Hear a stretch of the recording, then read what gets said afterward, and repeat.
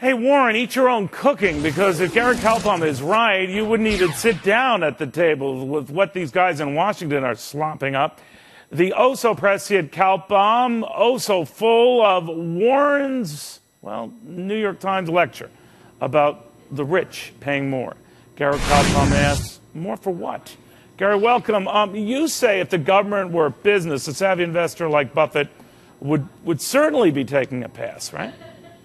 He wouldn't give them a dime, Neil. Think about it. Imagine a company went to Warren Buffett and said, we need $2 billion. And in the next line said, but by the way, it's already been spent. And then said there was massive fraud. And by the way, the people running the company have no experience in running the companies. And by the way, those same people take payoffs from other people to curry favor. Warren Buffett would throw his hands up and take a powder, head back to where he came from. So it just, I was incensed when I hear him say, I would give more money to Washington and you need to give more money also. It makes absolutely no sense from the greatest investor of the last 100 years. I always wonder with these guys, and believe me, I agree with you, he's a great investor and he's a good guy, but if they really are hot to trot on the government getting more money from rich folks, just give it, write a check, and get Bill Gates and all these other guys, have at it. But having said that, their argument is that maybe that threshold should be higher if it's not the 250 grand and over crowd. We had Ace Greenberg here yesterday, the former Bear Stearns chieftain, who said maybe it's $1 million, $2 million a year. They're getting into your neck of the woods now, Gary. Those are the guys. I wish. Those are the guys. So what do you make of that? It's one simple issue for me, regardless of how much you make.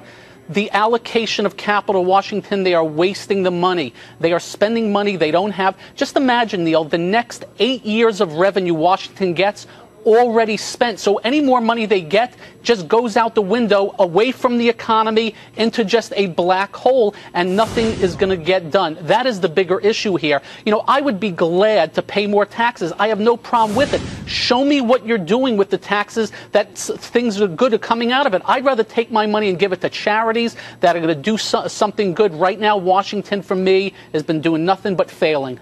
I mean, this should worry you, Gary. I agree with that, so you might want to run the other way, because I think that, I like you really, I would be okay paying more taxes if I feel it's money well spent or going the right direction and they've exhausted everything else to make it a leaner, meaner business, so to speak, to your business analogy.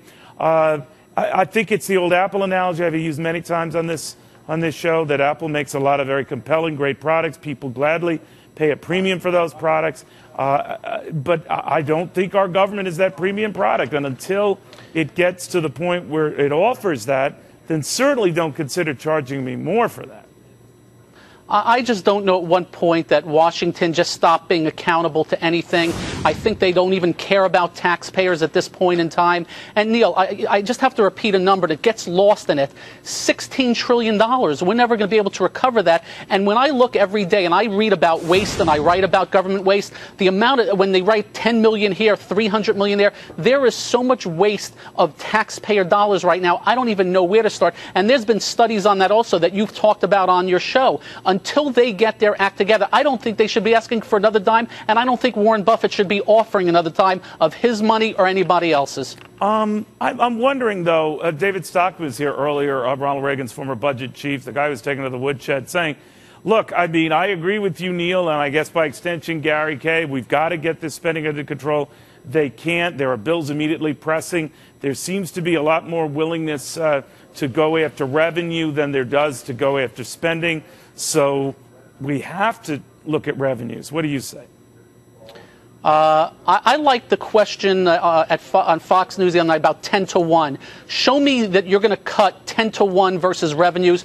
I'll go along with it. I have no problem with that. The problem is, have we seen one cut yet? You know, this whole thing that they just did, they're raising the debt $10 trillion over the next 10 years, and they're going to cut $2 trillion. It's just more gimmickry. It's more just accounting chicanery. It's all in the outer years, you know.